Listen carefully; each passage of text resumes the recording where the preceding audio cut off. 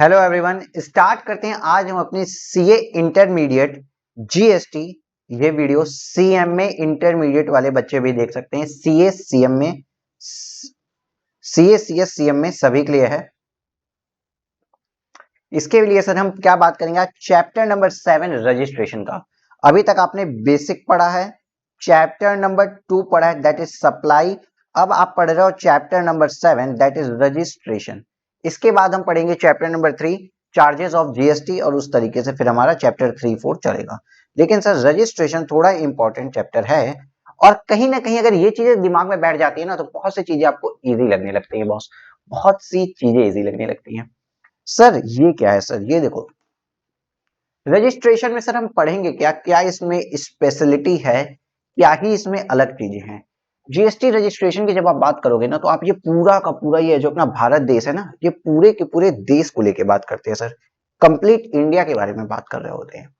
तो sir India अपना देखो कितना बड़ा देश है, इतने बड़े देश है, इसमें एमपी इतना बड़ा, मतलब यूपी, इस ये पाकिस्तान जो है वो तो इससे छोटा ही पड़ता है, ठीक। अपना देश बहुत बड़ा है, तो उस देश की प्रॉब्लम्स भी अलग अलग हैं, अलग अलग जगहों पे अलग अलग प्रॉब्लम्स हैं, अलग अलग रिक्वायरमेंट हैं, अलग अलग बिजनेस कैपेबिलिटीज हैं। पूरे देश में सब कुछ एक जैसा नहीं है, अलग अलग तरीके की बिजनेस कैपेबिलिटीज हैं, तो अलग अलग तरीके के टैक्स लॉस को भी तो लगाना पड़ेगा। सर ये क्या बात कर रहे हो? GST one nation one tax, हमने तो पढ़ा था कि पूरा जीएसटी एक जैसा है। हाँ सही है, लेकिन सर रजिस्ट्रेशन के लिए कुछ चीजें बदली गई हैं आपके इसमें। पूरे भारत में सिर्फ एक ही पैरामीटर पे रजिस्ट्रेशन नहीं करवाया गया।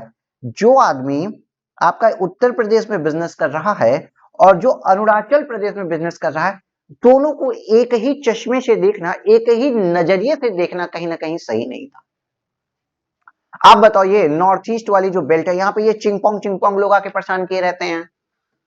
आसाम, मणिपुर, मिजोरम, नागालैंड, ये जो त्रिपुरा वगैरह एरिया, यहाँ पे बिजनेस उतना ज्यादा नहीं होता है, एक्सपेंशन नहीं होता है, वहां का टर्नओवर कम है। महाराष्ट्र का टर्नओवर देख लो आप, अगर टैक्स कलेक्शन देखो, महाराष्ट्र का अकेले ही 4 स्टेट जोड़कर भी नहीं पहुंच पाते उतना टैक्स कलेक्शन में। तो कहीं ना कहीं हर जगह जो बिजनेस का वॉल्यूम है वो डिफरेंट है। कहीं पे कम बिजनेस होता है तो कहीं पे ज्यादा बिजनेस होता है। तो कहीं ना कहीं रजिस्ट्रेशन को जब इन्होंने बाइफरकेट किया ना, तो सर रजिस्ट्रेशन के लिए इन्होंने एरिया, या आप कहो स्टेट वाइज कुछ चीजें सोची। कुछ चीजें इन्होंने क्या सोचा? स्टेट वाइज सोचा।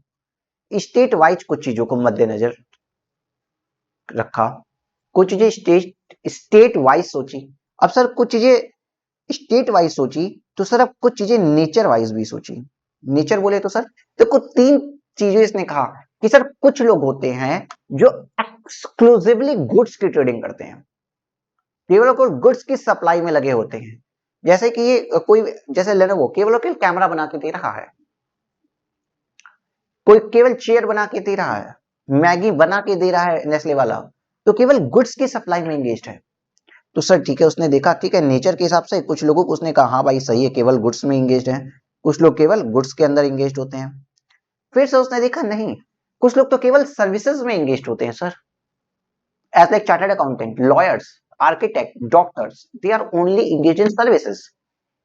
तो सर कुछ बिजनेसेस ऐसे हैं जो सिर्फ और सिर्फ सर्विस सेक्टर में काम करते हैं। हाँ सर, कुछ गुड्स में है, कुछ सर्विसेज में है। और सर साथ ही साथ कुछ बिजनेसेस ऐसे भी होते हैं, कुछ पर्सन ऐसे भी होते हैं जो गुड्स और सर्विस दोनों का काम कर रहे होते हैं, जो गुड्स भी सप्लाई कर रहे हैं और सर्विसेज भी दे रहे हैं। अब टाइटन में जाइए, घड़ियां रिपेयर भी होती है और घड़ियां बेची भी जाती है। लेंस कार्ट में लेंस बना के भी दिया जाता है, और लेंस चश्मे बचे, धूप वाले चश्मे भी हैं, और आपके आंख को चेक करके आपका विजन करेक्शन करने के लिए विजन का नंबर निकालेगा, लेंस बनाएगा, लेंस बना के आपको चश्मा देगा, रिपेयर भी करेगा, ग्लास टूट गया आपका तो सर उसने देखा 3 ही तरीके के बिजनेस समझ में आए कि भैया कुछ लोग हैं जो डायरेक्ट गुड्स, केवल और केवल एक्सक्लूसिवली ऑफ गुड्स में है, कुछ हैं जो एक्सक्लूसिवली ऑफ सर्विसेज में है, कुछ लोग हैं जो गुड्स और सर्विस दोनों में काम करते हैं। और सर स्टेट वाइज भी चीजें हमको देखनी है कि हर जगह बिजनेस का वॉल्यूम अलग अलग तरीके का होता है। कुछ यहाँ पे जैसे मेघालय में बिजनेस बहुत बड़ा नहीं होता है, कुछ जगहों पे बिजनेस बहुत बड़े होते हैं, कुछ जगह बहुत छोटे अमाउंट के बिजनेसेस होते हैं। इन सब चीजों को सोचा गया, क्योंकि यार भारत बहुत बड़ा देश है अपना, देख लो कहां से कहां तक फैला हुआ है।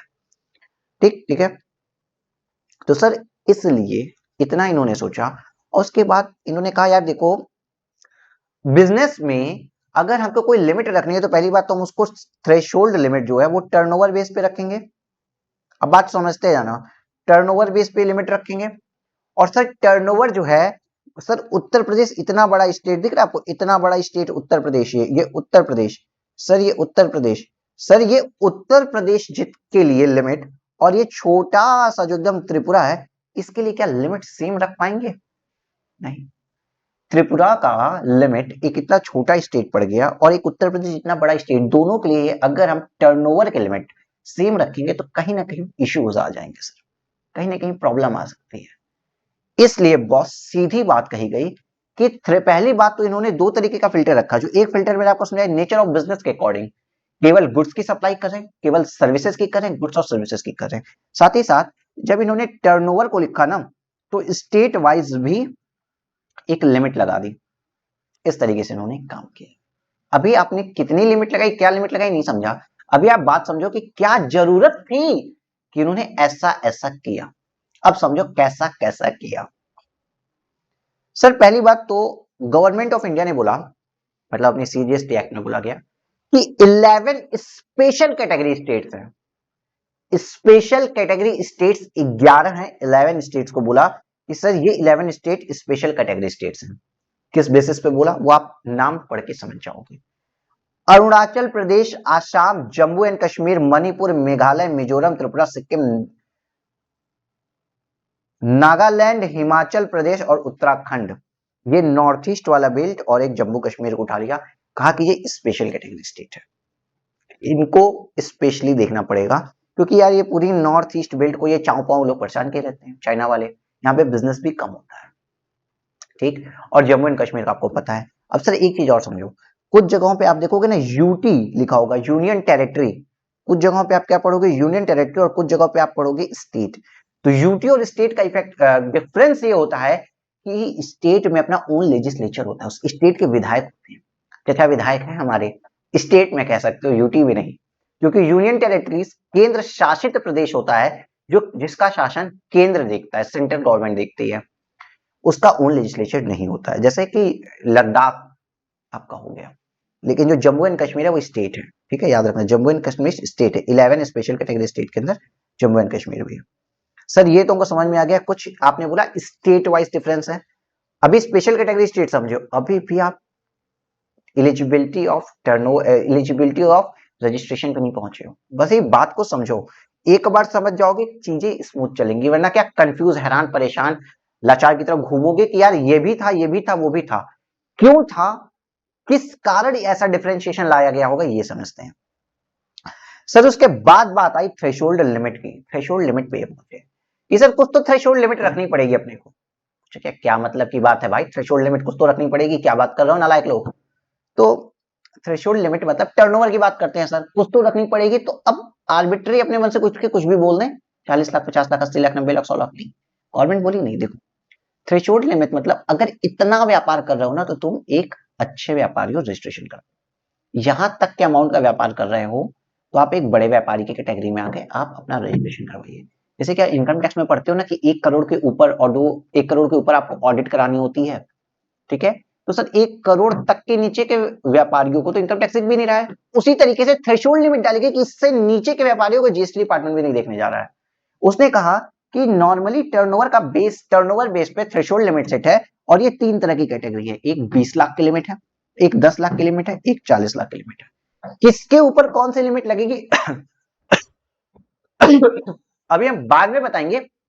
पहले इतना समझो कि ये 3 तरह की लिमिट आती है, एक 20 लाख, 10 लाख और 40 लाख। अब सर आगे यहां तक की बात कंप्लीटली बेसिक बात थी। अब कुछ और बात समझिए सर। देखिए सर, हाँ बोलो सर। सर अब आप एक बात बताइए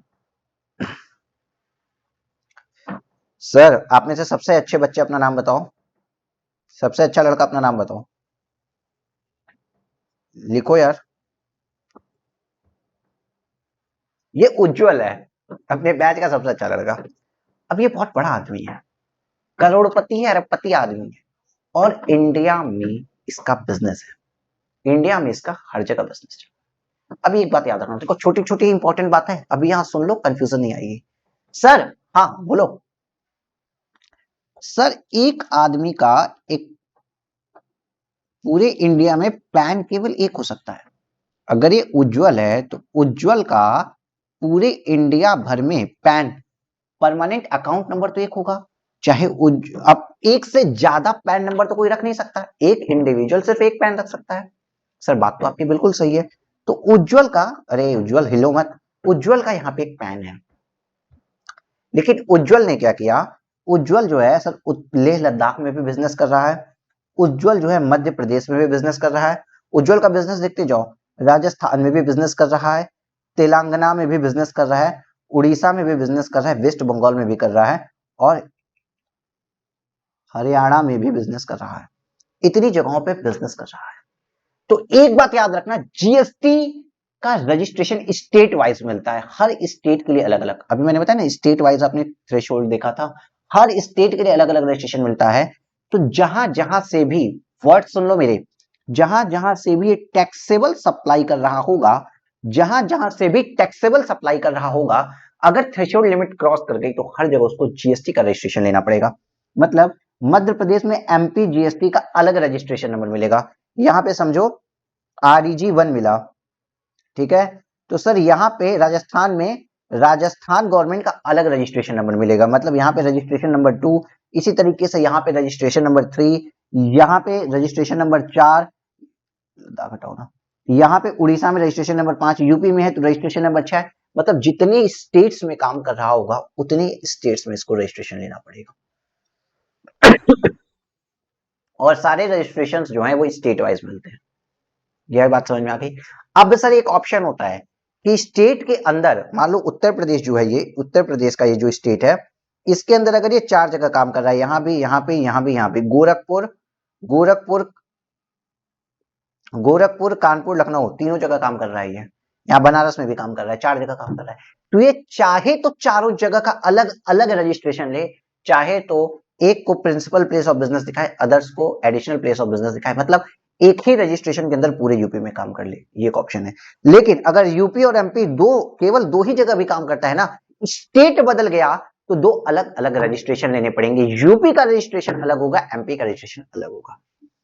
सर कितना भारी पढ़ा रहे हो आप, 12 मिनट में इतनी ज्ञान दे दी। बात सुनो, अभी पूरी चीजें ना प्रिंट फॉर्मेट में भी आपको मिल जाएगा, अभी आराम से उस बात सुनो, मजे लोगे।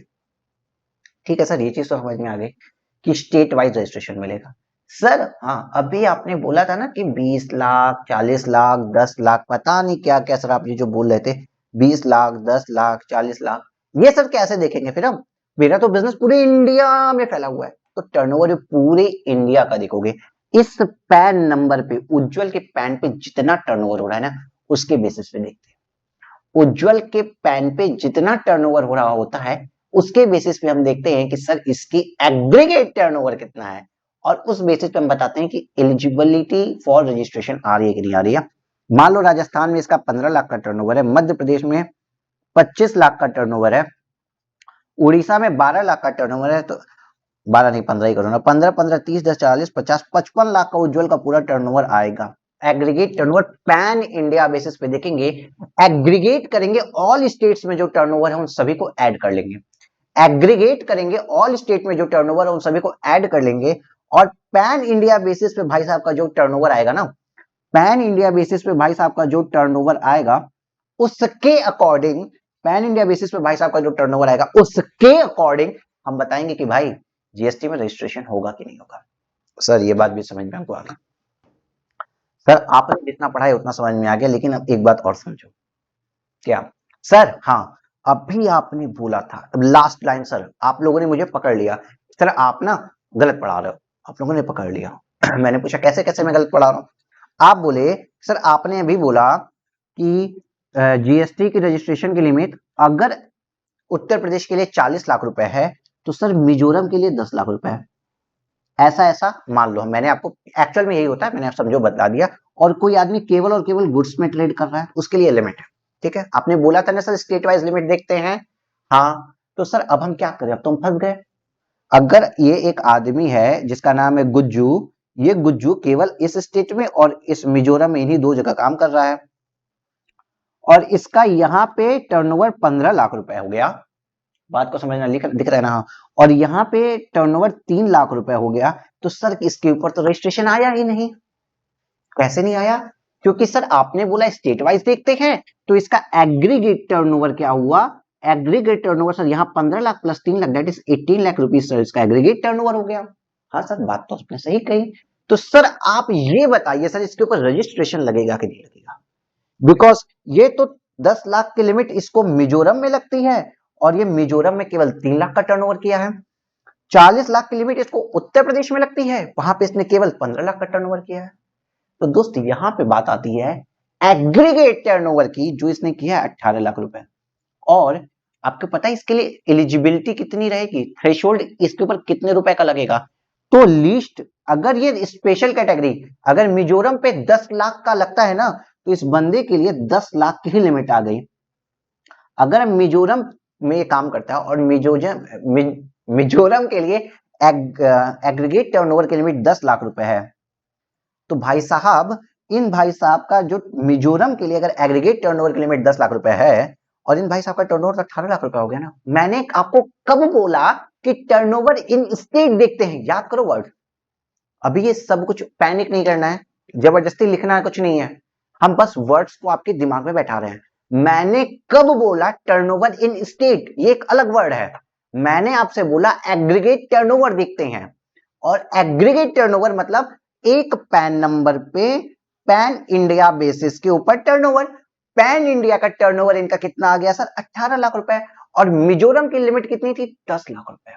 तो अब इनको एग्रीगेट टर्नओवर इनके चूंकि 18 लाख था, और मिजोरम में 10 लाख टर्नओवर पे ही आपको, मिजोरम में अगर आप काम करते हो और 10 लाख का भी अगर आपने एग्रीगेट टर्नओवर कर दिया, तो आपको रजिस्ट्रेशन लेना पड़ेगा। तो भाई साहब को यहां मिजोरम में भी रजिस्ट्रेशन लेना पड़ेगा, और भाई साहब को उत्तर प्रदेश में भी रजिस्ट्रेशन लेना पड़ेगा।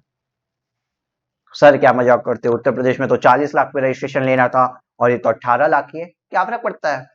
अगर एक स्पेशल कैटेगरी स्टेट जो मिजोरम है, मिजोरम की लिमिट 10 लाख ही है, ठीक है, याद रखना मिजोरम की लिमिट 10 लाख है।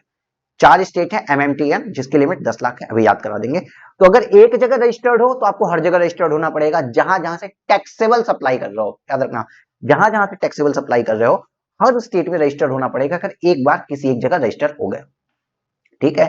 दूसरी बात सर, अगर मिजोरम में रजिस्टर्ड हो गए तो बाकी जगह तो रजिस्टर्ड होना पड़ेगा। ये नहीं कह सकते कि वहां पे तो मेरा 40 लाख हुआ ही नहीं है, बिकॉज अगेन वर्ड सुनो, हम एग्रीगेट टर्नओवर देख रहे हैं। हम क्या देख रहे हैं? Aggregate turnover. एक अलग टर्म आप पढ़ोगे जो होता है सर टर्नओवर इन स्टेट, ये एक अलग टर्म है, इसकी बात हम अभी नहीं कर रहे हैं। ये टर्नओवर इन स्टेट आप कह सकते हो 15 लाख है, कह सकते हो, लेकिन एग्रीगेट टर्नओवर रजिस्ट्रेशन के लिए हम क्या देखते हैं सर? एग्रीगेट टर्नओवर देखते हैं। देखो ये एकदम फाउंडेशन था, बेसिक था। इसमें हमने देख लिया कि अगर एक जगह रजिस्टर्ड है तो हमें हर जगह रजिस्टर्ड होना पड़ेगा, और चूंकि एग्रीगेट टर्नओवर ही लिमिट होता है, तो स्पेशल कैटेगरी स्टेट अगर मिजोरम में 10 लाख रुपए एग्रीगेट टर्नओवर वाले आदमी को रजिस्टर होना पड़ता है, तो भले ही वो मिजोरम में सिर्फ और सिर्फ 3 लाख का टर्नओवर क्यों ना किया हो, पैन इंडिया बेसिस पर उसका टर्नओवर 10 लाख से क्रॉस किया, तो भैया आके मिजोरम में रजिस्ट्रेशन लो। और क्योंकि एक जगह रजिस्टर हो गए, तो अब तुम्हारी हर जगह रजिस्ट्रेशन तुमको लेना पड़ेगा। ये मतलब नहीं है कि आपका टर्नओवर उस स्टेट में कितना है। मतलब अगर सर अब ये राजस्थान में बिजनेस स्टार्ट करता है ना, और 1 रुपए का भी बिजनेस करता है, तो भी रजिस्ट्रेशन लेके करेगा, बिकॉज ऑलरेडी एक स्टेट में रजिस्टर्ड। इतना क्लियर हो गया कि नहीं हुआ? अगर आप रजिस्टर्ड पर्सन हैं, तो आप हर उस स्टेट में रजिस्ट्रेशन लेंगे जहां से आप टैक्सेबल सप्लाई करते हैं। Is it clear? हाँ सर क्लियर है। देखो जितनी कहानी मैंने आपको बताई ना, उसी के ऊपर भी चैप्टर घूमेगा। एक कंपोजिशन स्कीम अलग बात आएगी, लेकिन चैप्टर अब इसी आपके भारत माता के नक्शे के ऊपर आइए। सर अब हम इस चैप्टर में पढ़ेंगे क्या क्या क्या टॉपिक्स पढ़ेंगे, देखते हैं। रिकॉर्ड तो हो रहा है ना? हाँ रिकॉर्ड हो रहा है। कई बार क्लासेस पता है पूरी की पूरी हो जाती है और रिकॉर्डिंग भी रहती है यार, बड़ा दुख होता है सर। रजिस्ट्रेशन पढ़ेंगे सर। सर रजिस्ट्रेशन बोले तो person liable for registration, compulsory registration in certain cases, person not liable to registration. अब देखो क्या पढ़ रहा हूं, देखो पूरा चैप्टर ऐसा ही है। Person liable for registration turnover base वाला ही कुछ होगा जो अभी आपने पढ़ा है। कुछ केसेस में कंपल्सरी रजिस्ट्रेशन लेना पड़ेगा, कि भैया एक जगह रजिस्टर्ड हो तो बाकी जगह भी रजिस्टर्ड हो जाए, और भी कुछ कंडीशंस आएंगी, आगे पढ़ा जाएगा। Person not liable for registration, कुछ लोगों को रजिस्ट्रेशन लगता ही नहीं है, राजा लोग रजिस्ट्रेशन ही नहीं लगता, कुछ भी कर रहा हूँ रजिस्ट्रेशन ही नहीं है, बात करता।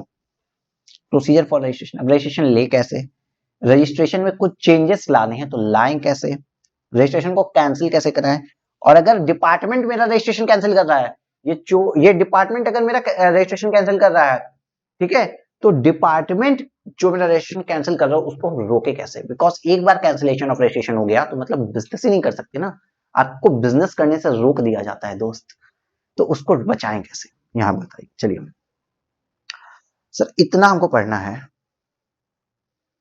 अब स्टार्ट करते हैं सर यहां से। चलो, a supplier has to obtain, वो क्या लिखा है, a supplier has to obtain registration in every state, हर उस स्टेट में या यूनियन टेरिटरी में, from where he make a taxable supply, जहां से वो टैक्सेबल सप्लाई कर रहा हो। अगर नॉन टैक्सेबल सप्लाई कर रहा है तो वो चीज नहीं लगती। नॉन टैक्सेबल सप्लाई मतलब alcoholic liquor for human consumption, petroleum, diesel वगैरह ये सब चीज, ठीक है, ये नॉन टैक्सेबल सप्लाईज हो गई। तो वो करता है तो जीएसटी की बात नहीं कर रहे हैं ना बाबा ना, तब जीएसटी नहीं आएगा। लेकिन हम बात करें अगर वो टैक्सेबल सप्लाई कर रहा है, अगर a supplier has to obtain registration in every state, उसको हर उस स्टेट में रजिस्ट्रेशन लेना पड़ेगा जहां से वो टैक्सेबल सप्लाई कर रहा है, provided his aggregate turnover exceeds specified threshold limit, अगर उसका threshold limit specified threshold limit से ज्यादा वो टर्नओवर कर लेता है तो, जैसे कि मिजोरम में वो 10 लाख से ऊपर का टर्नओवर कर लिया था, मतलब मिजोरम में तो 3 लाख का था किया था, लेकिन एग्रीगेट टर्नओवर उसका 18 लाख हो गया था। मिजोरम के लिए एग्रीगेट टर्नओवर की लिमिट 10 ही लाख रुपए थी, तो बड़ा व्यापारी मान के आपको मिजोरम में रजिस्ट्रेशन करना पड़ा। मिजोरम में रजिस्ट्रेशन करवाया है तो आपको फिर यूपी में भी रजिस्ट्रेशन लेना पड़ेगा, भले ही आपका टर्नओवर यूपी में 40 लाख रुपए से कम है, मतलब आपका केवल 15 लाख रुपए टर्नओवर था, तब भी आपको मिजोरम के साथ साथ यूपी में रजिस्ट्रेशन लेना पड़ेगा। ठीक है सर, अब मजाक मजाक में पड़ते। 10, he is not required to obtain registration from a state UT from where he make non taxable supply। कितनी कमाल की बात लिखी है, एक लाइन में, भैया टैक्सेबल सप्लाई करते हो तो रजिस्ट्रेशन लो, नहीं करते हो मत लो, बात खत्म, ओवर, खत्म भाई खत्म। ठीक ठीक है, यहां तक की बात समझ में आ गई। अब इसमें तिरछे क्यों लग रहे हैं बेटा,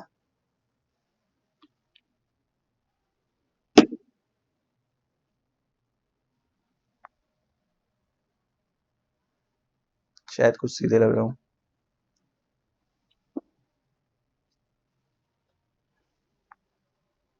चलो छोड़ो, अब सर बात समझो। सर जैसे पंजाब एक स्टेट है, पंजाब में कोई बंदा गारमेंट्स का काम करता है, पंजाब के अंदर गारमेंट्स का काम कर रहा है, ठीक है, दिल्ली के अंदर इलेक्ट्रॉनिक्स का काम कर रहा है भाई आदमी, यही है अपना मस्त उज्जवल, उज्जवल ही है अपना मस्त वाला, ठीक है, दिल्ली में गारमेंट्स का, दिल्ली में इलेक्ट्रॉनिक का काम करता है, पंजाब में गारमेंट्स का काम करता है, यूपी के अंदर एक्सक्लूसिवली नॉन टैक्सेबल सप्लाई करता है, पेट्रोल्स बेचता है ये, यूपी के अंदर एक्सक्लूसिवली नॉन टैक्सेबल सप्लाई करता है ये आदमी, पेट्रोल बेचता है, ठीक है, पेट्रोल बेचता है, नॉन टैक्सेबल सप्लाई जिसके ऊपर टैक्स ही नहीं आ रहा है, यूपी के अंदर एक्सक्लूसिवली नॉन टैक्सेबल सप्लाई करता है बंदा, ठीक है, पेट्रोल, ठीक। और सर एमपी के अंदर क्या करता है, ये इलेक्ट्रॉनिक्स भी बेचता है, फूड ग्रेन्स भी बेचता है, वेजिटेबल्स भी बेचता है, बुक्स भी बेचता है, पेट्रोल भी बेचता है, सब कुछ बेचता है भैया, ये आदमी सब कुछ बेचता है, बेच बेच के खुश है ये आदमी। यहाँ पे बुक्स लिखा था, एक बार बुक्स को काट देना, ठीक है, बुक जो लिखा था वो यहाँ वाले यहाँ पे लिखना था, बुक को काट देना। तो इलेक्ट्रॉनिक भी बेचता है, फूड ग्रेन्स भी बेचता है, वेजिटेबल्स भी बेचता है, बुक्स भी बेचता है, पेट्रोल बेचता है, सब कुछ बेचता है एमपी में। और अब इसका अगर एग्रीगेट टर्नओवर देखिए तो बॉस, पंजाब में 15 लाख का टर्नओवर है, दिल्ली में 35 लाख का है, यूपी में 25 लाख का है, और एमपी में टर्नओवर 15 लाख का है, एग्रीगेट टर्नओवर हो गया 90 लाख रुपए। एग्रीगेट टर्नओवर हो गया 90 लाख रुपए, रजिस्ट्रेशन कहां कहां लोगे सर, हर उस जगह जहां से आप टैक्सेबल सप्लाई करते हो। पंजाब में टैक्सेबल सप्लाई करते हैं, आरईजी ले लिया, रजिस्ट्रेशन ले लिया, आरईजी रजिस्ट्रेशन ले लिया, आरईजी रजिस्ट्रेशन ले लिया, यूपी में रजिस्ट्रेशन नहीं लिया, क्यों, क्योंकि एक्सक्लूसिवली नॉन टैक्सेबल सप्लाई कर रहा है भाई साहब, पेट्रोल की सप्लाई कर रहा है, दारू भी बेच देना तो भी इसको टैक्स सप्लाई की कैटेगरी में नहीं आएगा, नॉन टैक्सेबल सप्लाई है, alcoholic liquor for human consumption, भाई साहब को रजिस्ट्रेशन लेने की नहीं पड़ेगी जीएसटी के अंदर, जीएसटी के अंदर। इतना क्लियर है, हाँ सर क्लियर है। अब आओ, अब हम मजे की बात करते हैं, registration under GST is not tax specific, भाई साहब टैक्स स्पेसिफिक रजिस्ट्रेशन नहीं मिलता, ठीक है, which means that there is a single registration, एक ही रजिस्ट्रेशन लेना पड़ता है for all taxes, C GST, S GST, UT GST, I GST, जी और जीएसटी कंपनसेशन सेस, ये जो टैक्सेस होते हैं 5 तरीके के, इसके लिए सिंगल रजिस्ट्रेशन लेना पड़ता है, मल्टीपल रजिस्ट्रेशन की नीड नहीं होती। सर सीजीएसटी क्या होता है, एसजीएसटी क्या होता है, यूटीजीएसटी क्या होता है, चार्जेस ऑफ जीएसटी में बहुत कुछ पढ़ोगे और बेसिक क्लास में हम समझा चुके हैं बेटा कि सेंट्रल जीएसटी, सेंट्रल का शेयर भैया 1000 रुपए के आइटम के ऊपर 10%, अगर सॉरी 1000 रुपए का आइटम है और इसके ऊपर 18% जीएसटी है, मतलब 9% सीजीएसटी, 9% एसजीएसटी। अगर ये intra state with in state बिकता है तो 900 रुपए ऐसे ही आ जाएगा। ठीक, 900 रुपए सर ऐसे आ जाएगा। ठीक है, ठीक है सर। और सर अगर ये इंटर स्टेट बिकता है, इंटर स्टेट बिकता है मतलब दिल्ली से मुंबई गया, तो सर ये 1000 रुपए होगा और 18% का आईजीएसटी लग जाएगा, मतलब 1800 रुपए सर जाएगा। यूटी होगा, यूनियन टेरिटरी होगा, तो यूटी जीएसटी लग जाएगा। एसजीएसटी की जगह क्या आ जाएगा सर, एसजीएसटी की जगह क्या आ जाएगा, यूटी जीएसटी। तो और कंपनसेशन, जीएसटी कंपनसेशन सर भी होता है, कारवार पे लगता है। तो वही बोला कि एक सिंगल रजिस्ट्रेशन लेने की जरूरत होती है आपको, हर एक्ट में जाके अलग अलग रजिस्ट्रेशन लेने की जरूरत नहीं होती है। एक जगह रजिस्ट्रेशन ले लिया ना, सभी लोग मान लेते हैं उसको, आपका हर जगह रजिस्ट्रेशन हो जाता है, आपका हर जगह रजिस्ट्रेशन हो जाता है। यही छोटी सी बात यहाँ बताई गई है।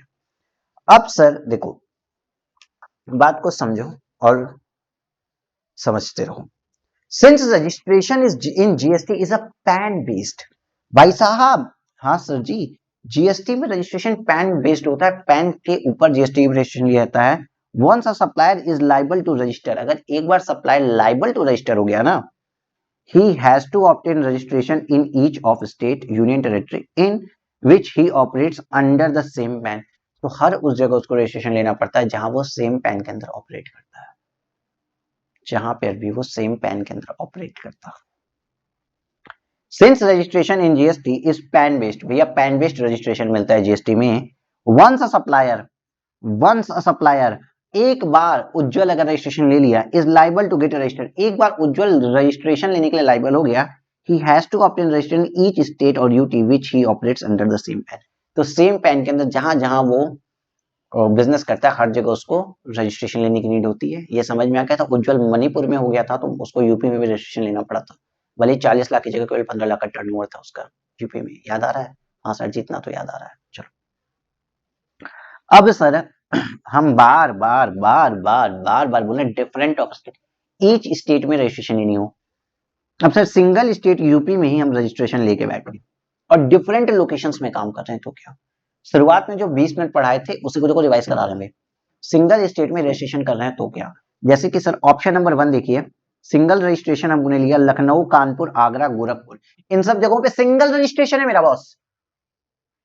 मतलब मैं इन सब जगहों पे अपना मैंने क्या किया, मैं यहाँ पे मस्त अपना कोचिंग खोल के बैठा है। कोचिंग में ये मेरा ऑफलाइन सेंटर है, ऑफलाइन सेंटर के बाद मैंने अपना सेंटर खोला लखनऊ में, कानपुर में, आगरा में, गोरखपुर में है ही मेरा सेंटर। ठीक है, ठीक है। तो सर मेरे पास एक ऑप्शन है कि मैं सिंगल रजिस्ट्रेशन लूं, प्रिंसिपल प्लेस ऑफ बिजनेस बता दूं किसी भी जगह को डीम्ड करो। मैंने लखनऊ को बोला प्रिंसिपल प्लेस ऑफ बिजनेस और ये मेरा additional place of business, additional place of business, additional place of business. एक रजिस्ट्रेशन में सारे के सारे प्लेसेस ऑफ बिजनेस को मैं कवर कर सकता हूँ।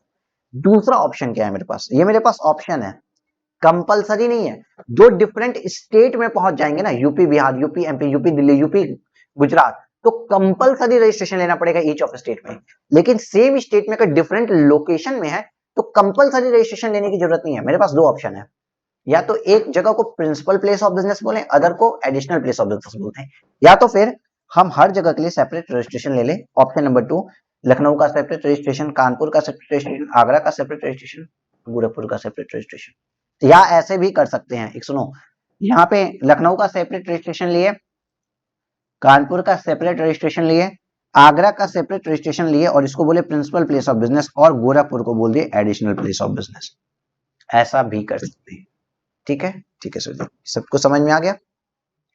बिल्कुल सर जी, ऐसा कुछ भी नहीं है जो समझ में नहीं आया, सबको समझ में आ गया है। अब देखो further, he is normally required to obtain single registration in state और यूटी। नॉर्मली भैया एक ही स्टेट और यूटी में रजिस्ट्रेशन लेने की आवश्यकता होती है। However where he has multiple place of business, अगर मल्टीपल प्लेस ऑफ बिजनेस है इन अ स्टेट और UT, he has to obtain either to get a single registration, या तो सिंगल रजिस्ट्रेशन ले लो फॉर सेड यूटी, जहां पे आप बता दो कि एक प्लेस आपका प्रिंसिपल प्लेस ऑफ बिजनेस है और अदर ब्रांचेस जो है वो एडिशनल प्लेस ऑफ बिजनेस होती है, और या तो फिर gate separate registration for each place of business in such state और यूटी, या तो हर स्टेट और यूटी के लिए एक सेपरेट रजिस्ट्रेशन आप, दोनों ऑप्शन वेट आपके पास अवेलेबल है। क्लियर है? Clear sir. सर यहां तक की बात आपको क्लियर हुई कि नहीं हुई ये बताओ सर। सब कुछ समझ में आना चाहिए। 11-11 कैटेगरी स्पेशल कैटेगरी स्टेट आपको याद होनी चाहिए, याद होनी चाहिए। थ्रेशोल्ड लिमिट किसके लिए कितने रुपए की अभी तक मैंने नहीं बताई, होती है इतना जा। कुछ डेफिनेशंस दी हुई हैं बेटा, कुछ डेफिनेशन क्या दी हुई है। अब कॉमन पोर्टल बोला है, वो जो जीएसटी पोर्टल है ना, जीएसटीएन जिसको कहते हैं, जहां पे जाके सब कुछ करते हैं, that's called common portal. Means common goods और service tax electronic portal referred under in section 146। Place of business sir क्या होता है, जहां पे जाके बिजनेस करते हो, बहुत छोटी बात है, यहाँ पे छोटा छोटा टॉपिक है। Place of business, some definition देखिए। A place, a place from where the business is ordinarily carried on and includes a warehouse, godam or any other place which where a taxable person stores his goods, supplies or receives goods or services or both। जहां पे generally principal place of business की बात के अलावा जहां पे generally ना जो बिजनेसमैन होता है अपना कुछ गुड्स स्टोर करता है, या तो फिर क्या करता है वेयर हाउस में स्टोर करता है, बिजनेस करता है, वेयर हाउस में रखता है, गोदाम, जो भी आप कह लो, वो सब कुछ प्लेस ऑफ बिजनेस में आता है। जहां से कोई एक्टिविटी कर रहा हो, प्लेस ऑफ बिजनेस हो गया। Place where taxable person maintain books of account, जहां बुक्स ऑफ अकाउंट मेंटेन करता है, वो भी प्लेस ऑफ बिजनेस में मीनिंग में आता है। इंक्लूड है, ये सब कुछ प्लेस ऑफ बिजनेस में इंक्लूड हो रहा है। A place where a person is engaged in business through an agent by whatever name called. अगर आप कोई बिजनेस में एजेंट को इंक्लूड करते हो, अगर आप बिजनेस में कोई एजेंट को इंक्लूड करते हो, तो सर एजेंट देखो, a place where a taxable person engaged in business through an agent, agent जहां से बिजनेस कर रहा है ना, आप ही का एजेंट है, वो आपका एजेंट है, जिस प्लेस से बिजनेस करता है, वो एजेंट वाला प्लेस भी आपका प्लेस ऑफ बिजनेस कहलाएगा। Place where a taxable person engaged in business through an agent, agent के थ्रू जहां पे आप बिजनेस में एंगेज हो ना, वो भी आपका प्लेस ऑफ बिजनेस कहलाता है। अब आपका इस जीएसटी एक्ट के अंदर भी एक अपीलेट ट्रिब्यूनल होता है, मींस अथॉरिटी अपॉइंटेड और authorised to hear appeal as referred in section 107। Fixed establishment क्या होता है, वो रजिस्टर्ड नहीं होता है, लेकिन रजिस्टर्ड पर्सन की एस्टेब्लिशमेंट होती है। और डीम्ड डिस्टिंक्ट पर्सन के साथ साथ मैंने फिक्स्ड एस्टेब्लिशमेंट भी आपको बहुत अच्छे से पढ़ाई थी, याद आना चाहिए आपको। चैप्टर नंबर 2 सप्लाई, पूरी बुक स्लाइड सब पीछे दी हुई है। Means a place other than registered place of business which is characterized by sufficient degree of permanence and suitable structure in terms of the human or technical resources to supply service or to receive use or service of the own need। मतलब क्या हुआ भैया कि एक ऐसी जगह जो registered नहीं है लेकिन रजिस्टर्ड पर्सन की है, रजिस्टर्ड पर्सन की है, देखो रजिस्टर्ड पर्सन की है वो प्लेस, बट वो प्लेस रजिस्टर्ड नहीं है और वो सुटेबल है टेक्निकल रूप से या ह्यूमन रूप से, वो इतना कैपेबल है कि वो सर्विसेज को ले दे सकता है, तो that's called fixed establishment. Principal place of business आपने पढ़ा। प्रॉपर ऑफिसर वो ऑफिसर या कमिश्नर के द्वारा अपॉइंट किया हुआ कोई और ऑफिसर, ऑथराइज किया हुआ कोई और ऑफिसर जो आपका केस देख रहा है। रजिस्टर्ड पर्सन, रजिस्टर्ड पर्सन और टैक्सेबल पर्सन में थोड़ा डिफरेंस है, याद रखना। यहाँ पे आप यहाँ पे लिख सकते हो टैक्सेबल पर्सन, ये अलग होता है, डिफरेंट होता है इससे। रजिस्टर्ड पर्सन और टैक्सेबल पर्सन डिफरेंट होते हैं। तो registered person means a person who is registered under section 25, जो सेक्शन 25 में रजिस्टर्ड हो गया वो रजिस्टर्ड पर्सन है, but does not include a person having a unique identification number. जिनके पास यूआईएन होता है, क्या होता है आगे बताएंगे। यूनिक आइडेंटिफिकेशन नंबर वाले को रजिस्टर्ड पर्सन नहीं कहते, रजिस्ट्रेशन जिसके पास है 25 का वो रजिस्टर्ड पर्सन है। टैक्स पीरियड मतलब जिस पीरियड के लिए आप रिटर्न भर रहे होते हैं, टैक्स पीरियड उसी को कहते हैं। टैक्स पीरियड दो बार आ गया, एक को स्क्रैच कर देना, काट देना, ठीक है। टैक्सेबल पर्सन क्या होता है, देखो यहाँ पे ऐसे इसको क्लिक कर दो, टैक्सेबल पर्सन समझ में आ जाएगा। अच्छा सर एक बात बताओ, टैक्सेबल टेरिटरी क्या होता है? टैक्सेबल टेरिटरी क्या होता है? ये जो आपको दिख रहा है ना भारत, ये पूरा भारत जिसके ऊपर ये CGST, SGST, IGST, UT GST, ये सब जो आप पढ़ रहे हो, इस पूरे भारत के अंदर जीएसटी एक्ट लगता है ना, तो ये भारत को ही, इंडिया को जहां जीएसटी लग रहा है उसको टैक्सेबल टेरिटरी कई जगह बोला जाएगा, कई जगह क्या बोला जाएगा, टैक्सेबल टेरिटरी, टीटी, ठीक है, टैक्सेबल टेरिटरी बोला जाएगा। इतना क्लियर है कि नहीं क्लियर है सर? सर बोलो प्लीज, इतना क्लियर है कि नहीं क्लियर है? 34 मिनट का हो गया, अब आप लोग एक ब्रेक ले लीजिए। Okay sir? हाँ सर, हम लोग एक ब्रेक ले लेते हैं और आप भी पानी पी लीजिए तब तक। स्टार्ट करते हैं सर। टैक्सेबल पर्सन के लिए बात करते हैं सर। देखो न्यू टॉपिक आया ना, टैक्सेबल पर्सन। अब क्या होता है, बड़ा मजा आएगा बेटा, टैक्सेबल पर्सन को समझा जाएगा सर। Taxable person, okay. अब देखो थोड़ा ध्यान देना। टैक्सेबल पर्सन मींस, इसका मतलब है पर्सन हु इज रजिस्टर्ड, जो पर्सन रजिस्टर्ड है, और या liable to be registered under section 22 और सेक्शन 24। अब सर ये सेक्शंस क्या है, और यहाँ पे एक बार तुरंत ऊपर आ जाओ। सेक्शन 22 बोलता है पर्सन लाइबल फॉर रजिस्ट्रेशन। कौन सा पर्सन लाइबल फॉर रजिस्ट्रेशन हो गया, जिसको रजिस्ट्रेशन लगता था, वो लिया है नहीं लिया इससे मतलब नहीं है बॉस। तुम्हें रजिस्ट्रेशन लगता था ना, लिए हो नहीं लिए वो एक अलग की बात है। Person liable to registered is a taxable person. Registration लिए नहीं लिए, ले लिए तो रजिस्टर्ड पर्सन, ले लिए तो रजिस्टर्ड पर्सन। तो देखो यहां क्या बोला है, पर्सन हु इज रजिस्टर्ड, वो रजिस्टर्ड पर्सन भी है, टैक्सेबल पर्सन भी है। लेकिन मान लो कि है ये भाई है अमन, ठीक है, अमन बहुत होशियार बन रहा था, नालायक कहीं का। इसने 2 करोड़ का टर्नओवर किया और जीएसटी में लिमिट ही 40 लाख के, बंदा जीएसटी में रजिस्ट्रेशन किया ही नहीं। तो जीएसटी डिपार्टमेंट कहता है भाई तू लाइबल टू गेट रजिस्टर्ड तो था ना, तेरा टर्नओवर एक्सीड कर चुका था 40 लाख से। अभी 40 लाख लिमिट समझो, आगे पढ़ाएंगे, अभी माइंड में चीजें बैठाओ। तो अगर तुम 40 लाख से एक्सीड कर गए, रजिस्टर्ड नहीं हुए, तो तुम जानो तुम्हारा काम जाने, फिर भी हम तुमको टैक्सेबल पर्सन कहेंगे, because you are liable to be registered under section 22 और 24। 24 है compulsory registration of, 23% not liable to get registration. Section 24 compulsory registration in certain cases. 25 के अंदर क्या होता है, आप एप्लीकेशन डालते हो, प्रोसीजर फॉर रजिस्ट्रेशन, उसके बाद 26 deemed registration, 27 special provision relating to casual taxable person and non resident taxable person, इसके बारे में पढ़ेंगे हम। 28 पढ़ेंगे अमेंडमेंट ऑफ रजिस्ट्रेशन, मान लो प्लेस ऑफ बिजनेस एड्रेस वगैरह कुछ बदलना है आपको तो। 29 कैंसिलेशन और सस्पेंशन ऑफ रजिस्ट्रेशन, खुद से कह रहे हो कि जा मैं अपना रजिस्ट्रेशन त्यागता हूं, या रिवोकेशन, आपका गवर्नमेंट अगर डिपार्टमेंट आपका रजिस्ट्रेशन रोक देता है तो आप कहते हो ना ना रुको रुको मेरा रजिस्ट्रेशन कैंसिल मत करो। तो रिवोकेशन ऑफ कैंसिलेशन और ऑफ रजिस्ट्रेशन, ये आपको कुछ टॉपिक्स पढ़ने हैं 22, 23, 22 से लेके 30 तक का, ठीक है सर।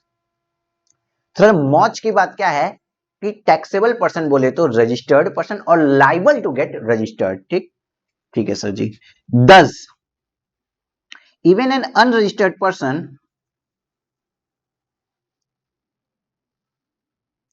even an अरे हटे यार, even an unregistered person who is liable to be registered in a taxable person, similarly a person not liable to be registered, जो person liable to not registered है but has taken a voluntary registration, but वो registration ले लिया है and got himself registered also taxable person। मतलब जैसे मान लो कोई आदमी 2 लाख रुपए का भी टर्नओवर किया, या अपना नया नया धंधा स्टार्ट किया हुआ है, नया नया बिजनेस खोला है, जैसे ही बिजनेस खोलता है कहता है मैं जीएसटी का रजिस्ट्रेशन लूंगा, मैं एक ईमानदार व्यक्ति जीएसटी का रजिस्ट्रेशन लेना चाहता हूं, तो भैया वो वॉलेंट्री रजिस्ट्रेशन लगता है न, वो सेक्शन 22 में फॉल किया लाइबल टू गेट रजिस्टर्ड, और ना ही 24 में आया कंपलसरी रजिस्ट्रेशन में। वो कहा मैं खुद से रजिस्ट्रेशन लेना चाहता हूं, मुझे उम्मीद है मेरा बिजनेस बहुत बढ़ेगा, अरबों का बिजनेस मैं करूंगा, इसलिए मैं रजिस्ट्रेशन आज ही ले लेता हूं।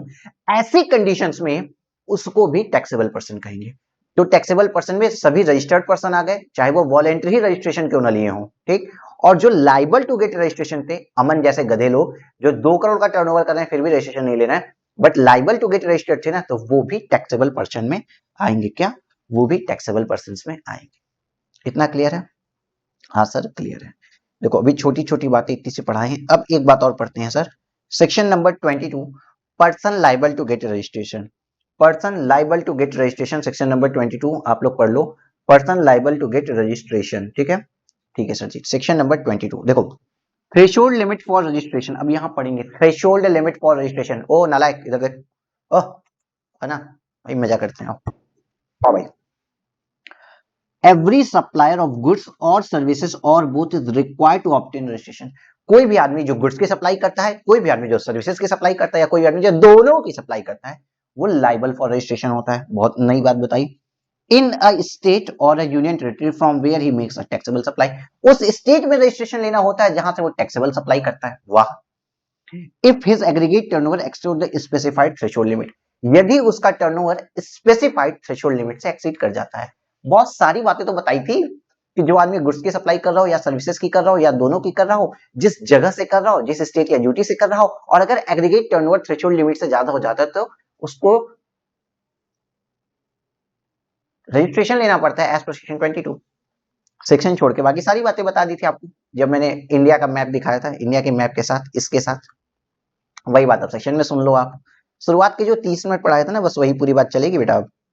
ठीक है सर। अब एग्रीगेट टर्नओवर कैलकुलेट कैसे करें, बिकॉज मैंने क्या बोला, पैन पैन इंडिया पे होता है और इंडिया के डिफरेंट स्टेट्स में आप बिजनेस कर रहे होते हैं, तो एग्रीगेट टर्नओवर जब आपको निकालना होता है ना, देखो ये वाला जब एग्रीगेट टर्नओवर निकालना होता है तो अगर ये एक पेड़ है तो कैसे पहुंचेगी, इसकी डिफरेंट ब्रांचेस, उत्तराखंड में आपका जो टर्नओवर है, दिल्ली में है, हरियाणा में है, यूपी में है, एमपी में, हर जगह का टर्नओवर लेके आओ, जहां सारा टर्नओवर जब जुड़ेगा तब पता चलेगा कि सर एग्रीगेट टर्नओवर कितना। It means turnover in a common parlance is total volume of business, पूरे के पूरे बिजनेस का जो वॉल्यूम है, the aggregate turnover as defined in section 26, पूरे बिजनेस का जो वॉल्यूम है वो होता है एग्रीगेट टर्नओवर, और वो डिफरेंट स्टेट्स का भी क्लब होकर बोलता है। मतलब इसको हम किस बेसिस पे देखते हैं बॉस, पैन इंडिया, बोले तो पैन इंडिया बेसिस पे इसको देखा जाता है। Is it clear with you? हाँ सर जी हमको क्लियर है, चलो ठीक है आपको क्लियर है। अब सर एग्रीगेट टर्नओवर में क्या आएगा और क्या नहीं, इसके बारे में थोड़ी सी बात कर लें। एग्रीगेट टर्नओवर में क्या आएगा और क्या नहीं आएगा, देखो जैसे कि मान लीजिए सर यहाँ पे सप्लायर है, आप लोगों को पूरा लिखना पड़ता है, ये सप्लायर है और ये कौन है, रेसिपिएंट। ठीक, सप्लायर जब इसको गुड्स भेज रहा है तो रेसिपिएंट से पैसा आ रहा है, ठीक है, रेसिपिएंट से पैसा आ रहा है, तो सप्लायर जो गुड्स भेज रहा है उसकी वैल्यू लगा रहा है 1 लाख रुपए, प्लस जीएसटी लगा रहा है 18%, 18,000 रुपए, टोटल कितना अमाउंट हो रहा है, 1,18,000 रुपए जो रेसिपिएंट की तरफ से आ रहा है। ठीक ठीक है, तो सर एग्रीगेट टर्नओवर में क्या क्या इंक्लूड करते हैं, एग्रीगेट टर्नओवर में क्या क्या इंक्लूड करते हैं, बात को समझो। टैक्सेबल सप्लाईज जितनी भी आपने की हो, कैलकुलेटर के ऊपर जीएसटी लगता है, कैलकुलेटर मैंने बेचा दैट इज टैक्सेबल सप्लाई, तो ये कैलकुलेटर का जो अमाउंट है, कैलकुलेटर की जो वैल्यू टैक्सेबल सप्लाई में आ गया, ये एग्रीगेट टर्नओवर में इंक्लूड होता है। एग्जाम्प्ट है सप्लाई, मैंने बुक्स बेच दी, वो भी एग्रीगेट टर्नओवर में इंक्लूड होगा, टर्नओवर में इंक्लूड होगा, जीएसटी लग रहा है ऐसा नहीं है, एग्रीगेट टर्नओवर में इंक्लूड होगा। एक्सपोर्ट, मैंने यहां से यूनाइटेड किंगडम को माल भेज दिया, मैंने एशिया के किसी और कंट्री में भेज दिया, मैंने ऑस्ट्रेलिया भेज दिया, पेरिस भेज दिया, कहीं पे भी मैंने माल भेज दिया, एक्सपोर्ट कर दिया, बांग्लादेश भेज दिया मैंने माल, वो भी मेरे एग्रीगेट टर्नओवर का पार्ट बनेगा। Inter state supply of person having the same PAN to be computed on all India basis, मैंने अपनी ही मैं यूपी में हूं, मैंने अपनी ही दिल्ली ब्रांच को, अपनी हरियाणा ब्रांच को, अपनी पंजाब ब्रांच को जो सामान बेचे वो भी एग्रीगेट टर्नओवर में इंक्लूड हो जाएंगे। लर्न दिस पार्ट, लर्न, ये देखो प्लस लिखा है, लेकिन क्या क्या इंक्लूड नहीं होगा, CGST, SGST, UT GST, IGST इसमें इंक्लूड नहीं होता है, जीएसटी कंपनसेशन सेस इसमें इंक्लूड नहीं होता है, और वो वैल्यू ऑफ इनवर्ट सर्विसेज जिसके ऊपर आरसीएम में टैक्स पे किया गया है, आरसीएम बोले तो चैप्टर नंबर 3, उसमें जो टैक्स पे किया गया है, जो भी हम पढ़ेंगे चैप्टर नंबर 3 इसके बाद, वो वाली चीजें इंक्लूड नहीं होती है। सर डिम्ड डिस्टिंक्ट पर्सन क्या होता है, देखो यार मैं आपको बस एक बार दिखा देता हूं, अगर आपको फोटो देख के याद आ गया तो वेल एंड गुड है, वरना हम दोबारा आपको नहीं सब कुछ बता पाएंगे। याद करो चैप्टर नंबर 3 में मैंने बताया था डिस्टिंक्ट पर्सन और डिम्ड डिस्टिंक्ट पर्सन या एस्टेब्लिशमेंट ऑफ डिस्टिंक्ट पर्सन, ये सब बहुत चीजें मैंने आपको वहां पे इन डिटेल पढ़ाई हुई है, दोबारा नहीं, दोबारा अभी नहीं कर पाएंगे, यूट्यूब पे ही अवेलेबल है वो वीडियोस, आप जाके देख सकते हो। ठीक है सर मतलब क्या आप कहना चाह रहे हो कि CGST, SGST, UT GST, IGST और सेस का पार्ट इंक्लूड नहीं होता है, मतलब जब अगर मैं सप्लायर के लिए एग्रीगेट टर्नओवर कैलकुलेट करेंगे ना तो हम केवल 1 लाख को लिखेंगे यहाँ पे, भले ही इसको 1,18,000 रुपए आया, ये 18,000 रुपए किसका पार्ट है, आपका इन सब टैक्सेस का पार्ट है ना, आईजीएसटी है ना, तो इस 18,000 रुपए को इंक्लूड नहीं करेंगे, एग्रीगेट टर्नओवर में केवल 1 लाख रुपए आएगा। सर नेक्स्ट चैप्टर के लिए एक क्वेश्चन यही लिखवा दिए हैं, बहुत से बच्चे गलती करते हैं, भूल होती है, गलती करते एग्जाम में नंबर कट जाते हैं, क्वेश्चन रखना turnover is different from e-way bill, e-way bill के लिए जो एग्रीगेट टर्नओवर होता है वहां पे कैलकुलेशन बदल जाती है, मैंने यहीं पे क्वेश्चन लिखवा दिया। अब आप जब एग्रीगेट, जब ईवे बिल आप लास्ट डे रिवाइज करोगे ना तो आपसे गलतियां नहीं होगी, जब ईवे बिल आप लास्ट डे रिवाइज करोगे तो आपसे कोई भी गलती नहीं होगी, ये मेरी कोशिश है, इस तरीके से पढ़ाने की कोशिश कर रहा है कि इस किताब को देखो, सब कुछ पढ़ना ना पड़े, लास्ट डे रिवीजन वीडियो की जरूरत ना पड़े, चीजें रिकॉल आ जाए और क्वेश्चन पॉइंट्स भी वहीं के वहीं पे आपको मिल जाए, मैं इस तरीके की आपको डिलीवरी करने की कोशिश कर रहा हूं। ठीक है सर जी, ये लेस है। ठीक है, माइनस का निशान है। मतलब सर एक बार फिर से पढ़ा जाए तो aggregate turnover to exclude inward supply of which tax is payable under reverse charge mechanism. Reverse charge mechanism क्या होता है, इसको एक सेकंड समझ लो, अभी एग्रीगेट टर्नओवर दोबारा पढ़ा देंगे, जरा रिवर्स चार्ज को एक बार समझते हैं बेटा। सर मान लीजिए यहाँ पे एक टाटा लिमिटेड है, चलो पहले एग्जांपल पढ़ो। रघुवीर private limited pays GST on sitting fees. आप टाटा से समझो, टाटा लिमिटेड ने क्या किया, यहाँ पे टाटा है और ये कोई एक डायरेक्टर है, ठीक है, ये कोई डायरेक्टर है।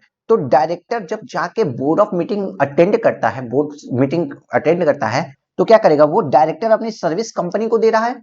समझ लो, डायरेक्टर जाके, जैसे मैं गया लेक्चर लेने आया, क्लास में आपको लेक्चर दिया, तो मैंने अपनी सर्विसेज आपको दी। इसी तरीके से डायरेक्टर बोर्ड मीटिंग में जाके अपनी सर्विसेज दे रहा है और डायरेक्टर को क्या मिल रहा है, डायरेक्टर जो क्या पा रहा है, सिटिंग फीस पाता है। तो सिटिंग फीस उसको यहाँ पे कितनी मिल रही है, 1 लाख रुपए की सिटिंग फीस मिल रही है। हाँ सर, 1 लाख रुपए की सिटिंग फीस मिल गई।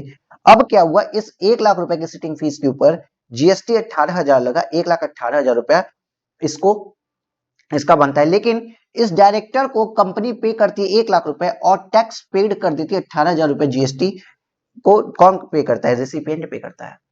कंपनी सर्विस रिसीव कर रही है लेकिन डायरेक्टर की सर्विस रिवर्स चार्ज मैकेनिज्म के अंदर आती है, आरसीएम के अंदर, जहां पे डायरेक्टर पे नहीं करता है टैक्स। कुछ सर्विसेज होती हैं जिसके ऊपर सर्विस लेने वाला सर्विस रिसिपिएंट टैक्स पे करता है, उसी में से एक होती है डायरेक्टर की सर्विस। तो डायरेक्टर की सर्विस को भी रिसिपिएंट टैक्स पे करता है। तो ये वाला जो सर्विस है, ये जो 1 लाख रुपए है, ये एग्रीगेट टर्नओवर का पार्ट नहीं बनेंगे, यही बताया गया है। बाकी चैप्टर नंबर 3 में इतना डिटेल में पढ़ लोगे आप कि ये चीजें कभी भूलेंगे नहीं। ठीक है, ठीक है सर। अभी तक इतना समझो, आरसीएम वाला टर्नओवर इंक्लूड नहीं होता है। यहाँ पे क्या हुआ है भैया, रेसिपिएंट ही टैक्स भर रहा है। आपने इसके पहले हर जगह क्या पढ़ा, सप्लायर टैक्स लगाता है, सप्लायर टैक्स देता है और रेसिपिएंट से कलेक्ट करता है। यहाँ पे गवर्नमेंट को टैक्स कौन दे रहा है, रेसिपिएंट। बाकी हर जगह गवर्नमेंट को टैक्स कौन दे रहा था, सप्लायर। इस जगह कौन दे रहा है टैक्स, रेसिपिएंट दे रहा है। तो जो रेसिपिएंट की ये वाली जो सर्विस है, ये एग्रीगेट टर्नओवर में इंक्लूड नहीं की जाती, यही बताया गया है। रघुवीर private limited pays GST on sitting fees. देखो, कंपनी सिटिंग फीस पे जीएसटी पे कर रही है, paid to its director for the service rendered by them. Director ने जो सर्विस दी कंपनी को, उस पे कंपनी टैक्स पे कर रही है। Under reverse charge, value of service provided by the director to R private limited will form part of the aggregate turnover of director. तो वो जो एग्रीगेट टर्नओवर ऑफ डायरेक्टर में जाएगा, कंपनी टैक्स पे कर दी तो कंपनी के एग्रीगेट टर्नओवर में नहीं आता है, एंड नॉट फॉर रघुवीर प्राइवेट लिमिटेड। ठीक है, ठीक है सर। तो यहाँ पे देखो क्या बोला गया, वैल्यू ऑफ इनवर्ट सप्लाईज, जो डायरेक्टर वाली सर्विस थी, इनवर्ट सप्लाई लिए हैं हम, वो सप्लाई किए नहीं, वो हम सप्लाई लिए हैं। देखो, हम वो सप्लाई किए नहीं, हम वो सप्लाई लिए हैं। ठीक है, ठीक है सर जी, हम वो सप्लाई किए नहीं, हम वो सप्लाई लिए हैं। तो inward supply which tax is payable under reverse charge, उसको एक्सक्लूड कर दिया जाता है। अगर वो जुड़ा हुआ है तो उसको निकाल दिया जाता है, नहीं जुड़ा है तो कोई ट्रीटमेंट करने की नीड नहीं है। तो सर इसी तरीके से समझिए एग्रीगेट टर्नओवर। ठीक, मतलब aggregate turnover exclude the element of CGST, SGST, UTGST, IGST, compensation cess, जो भी टैक्सेस इस एक्ट के, अगेन जो भी टैक्सेस इस एक्ट के, अगेन जो भी टैक्सेस इस एक्ट के लगे हैं, वो टैक्सेस एक्सक्लूड कर दिए जाएंगे। लेकिन aggregate turnover include total under same pan, मतलब डिफरेंट सिटीज के अंदर भी अगर आपने सेम पैन के अंदर कोई भी टर्नओवर किया है तो उस पैन वाइज सब कुछ इंक्लूड हो जाएगा। वैल्यू ऑफ एक्सपोर्टेड गुड्स, जो गुड्स एक्सपोर्ट कर रहे हैं, चाहे सर्विसेज एक्सपोर्ट कर रहे हैं, exempted goods, services, inter state supplies between distinct person having same PAN to be included in aggregate turnover, ऊपर बताया। साथ ही ए पॉइंट थोड़ा समझो, aggregate turnover include all supplies made by taxable person whether on his own account or made on behalf of all his principals। ये सारी turnover क्या होंगे, एग्रीगेट टर्नओवर में इंक्लूड हो जाएंगे। तो अगेन देखो, एग्रीगेट टर्नओवर में मतलब क्या क्या होता है, सारी के सारी include value of all output supplies, taxable supply जो भी करता है, एग्जेम्प्ट सप्लाई जो भी करता है, एक्सपोर्ट जो भी करता है, या फिर interstate supplies, inter state distinct person को जो सप्लाई करता है, वो सब इंक्लूड हो जाता है। लेकिन एग्रीगेट टर्नओवर में क्या इंक्लूड कभी नहीं करेंगे, इस एक्ट के taxes, GST, SGST, UTGST, IGST, compensation cess, ये सब इंक्लूड नहीं करेंगे। और साथ ही साथ इनवर्ट सप्लाई जिसके ऊपर आरसीएम लगा होता है, वो आपके एग्रीगेट टर्नओवर का पार्ट नहीं बनता है। Is it clear? Yes sir. Sir हाँ, लास्ट पॉइंट सर थोड़ा समझा दो।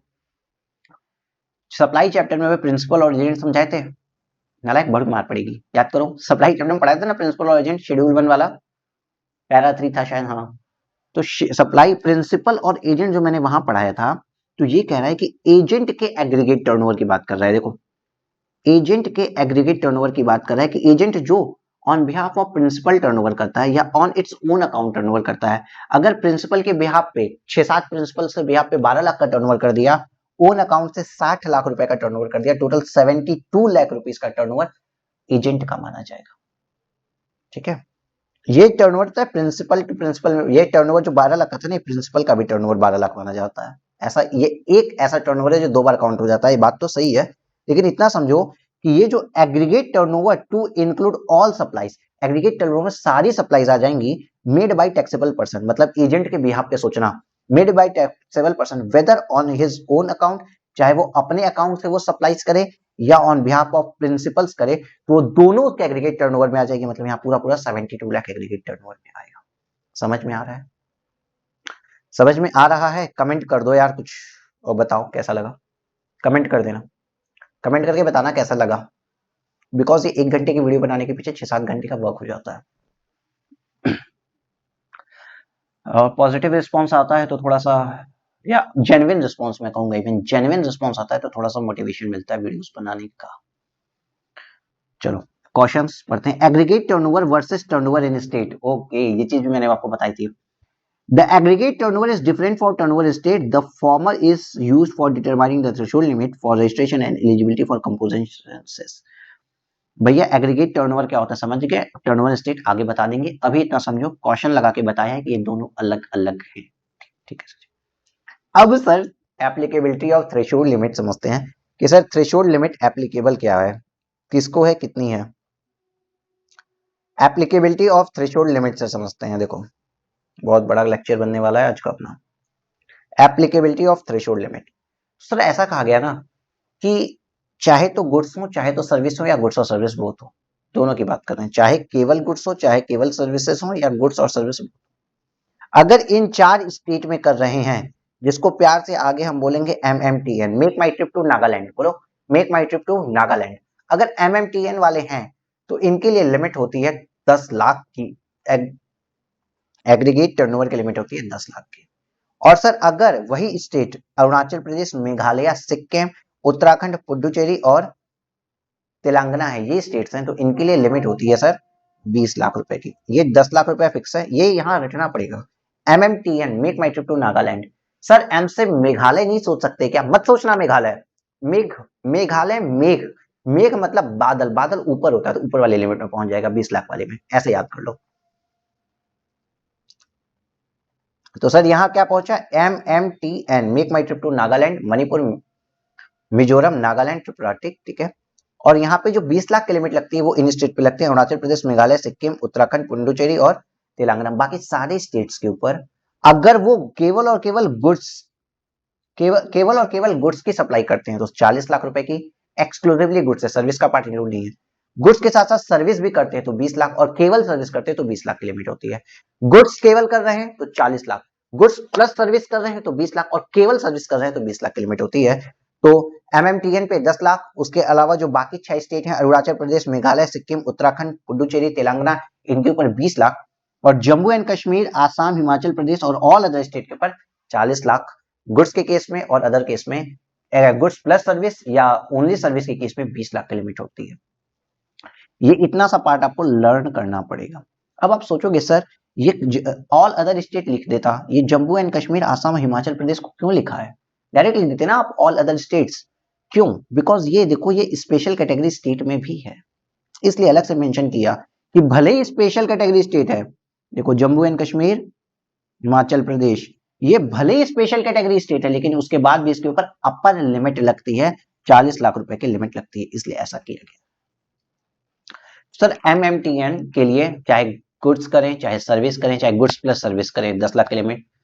और ये जो 6 स्टेट हैं अरुणाचल प्रदेश, मेघालय, सिक्किम, उत्तराखंड, पुडुचेरी, तेलंगाना, चाहे गुड्स करें चाहे सर्विस करें, चाहे गुड्स प्लस सर्विस करें, 20 लाख की लिमिट। और ऑल सभी स्टेट्स के लिए goods 40 lakh, goods plus service 20 lakh, exclusively service 20 lakh, exclusively goods 40 lakh की लिमिट लगती है। ठीक है, लेकिन एक इंपॉर्टेंट बात नीचे मैंने लिखी है। क्या लिख दी है सर आपने इंपॉर्टेंट बात? भैया मैंने कुछ नहीं लिखा है, सब आपका एक्ट बोलता है। और बोलता क्या है ये सुनते हैं हम लोग।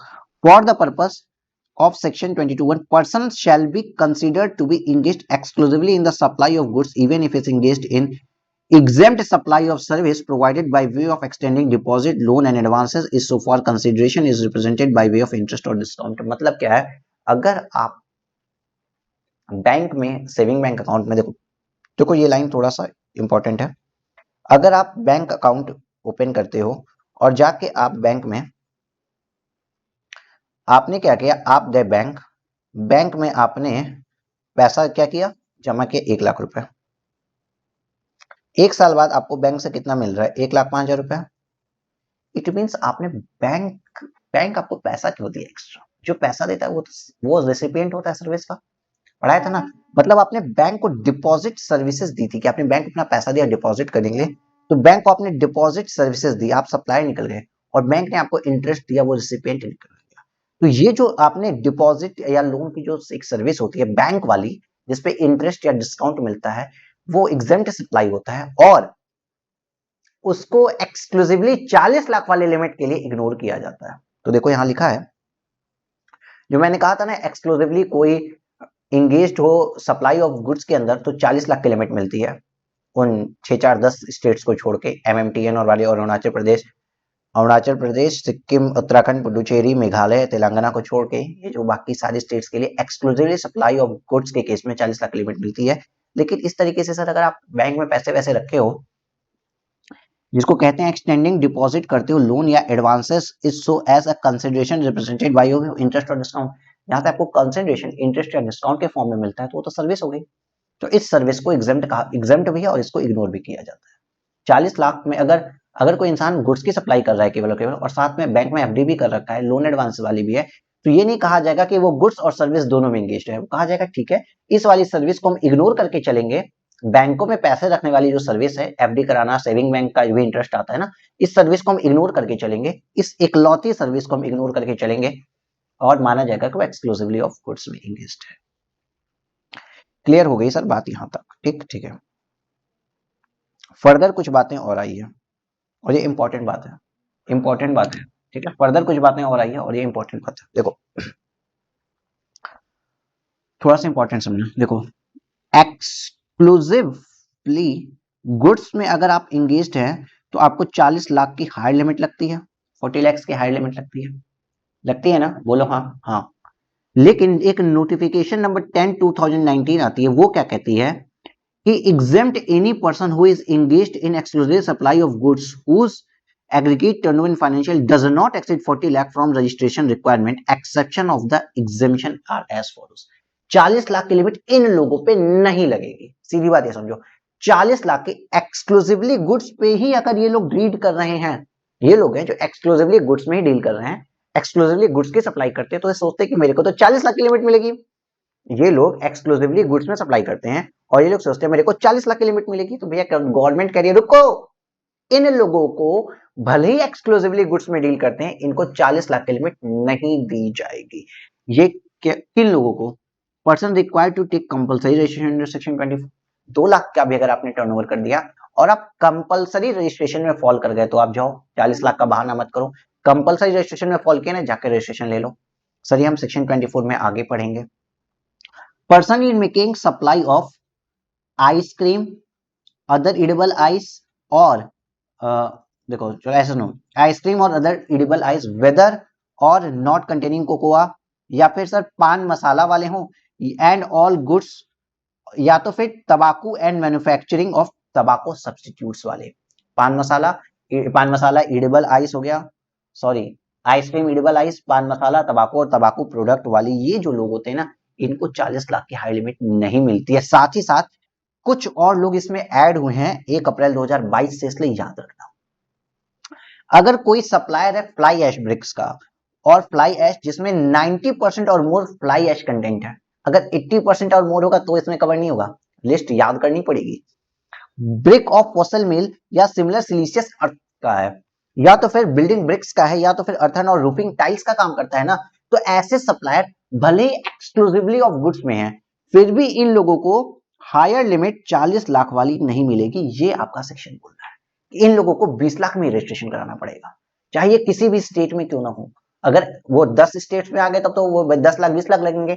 अदर स्टेट में है तो अदर स्टेट्स के लिए तो 40 लाख की लिमिट थी एक्सक्लूसिवली ऑफ गुड्स। लेकिन ये भले ही एक्सक्लूसिवली ऑफ गुड्स हैं, आइसक्रीम, पान मसाला, तंबाकू और तंबाकू प्रोडक्ट्स वाले, या फ्लाई एश ब्रिक वाले, या फिर brick of process building brick या रूफिंग टाइल्स वाले, अगर ये लोग हैं, भले ही इनका टर्नओवर 40 लाख से कम है, फिर भी ये 40 लाख का लिमिट ले ही नहीं सकते, 20 लाख पे इनको आके रजिस्ट्रेशन कराना ही पड़ेगा।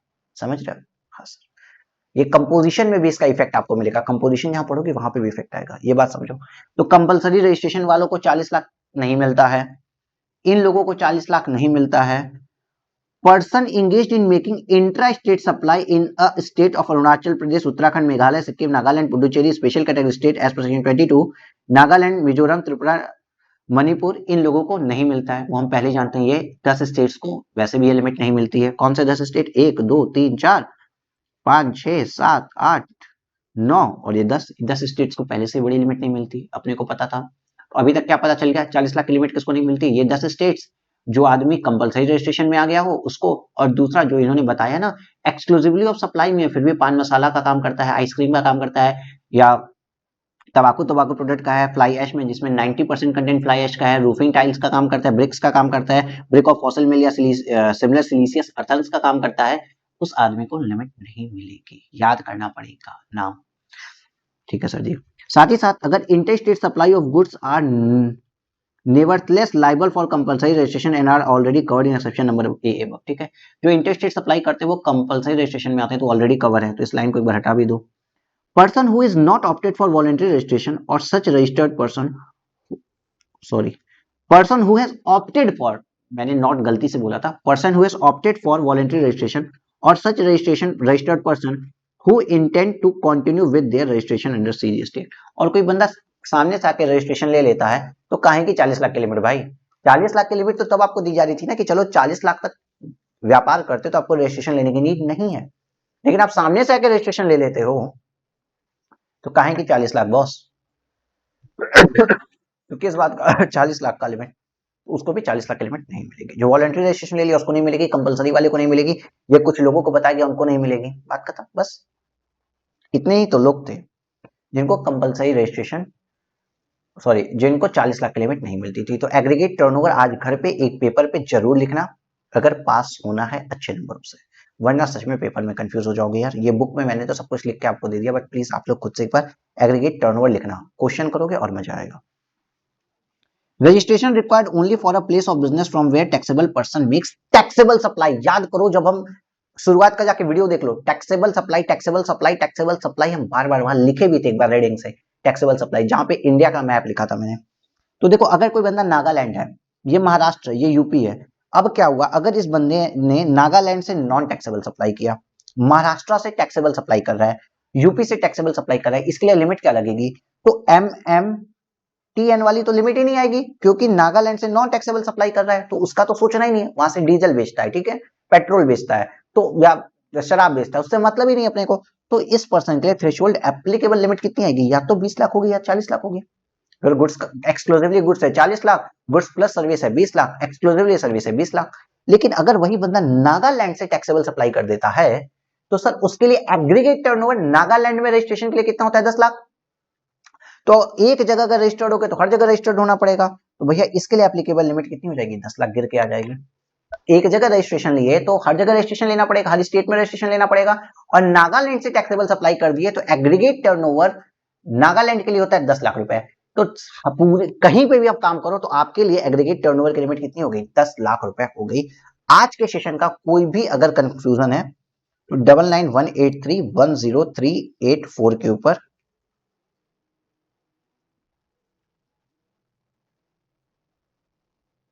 व्हाट्सएप कर देना ऑडियो में। अच्छा, मेरा नंबर तो यहाँ पे भी आ रहा है, मैंने ही लिखा है वैसे वहां पे भी, ठीक है ठीक है।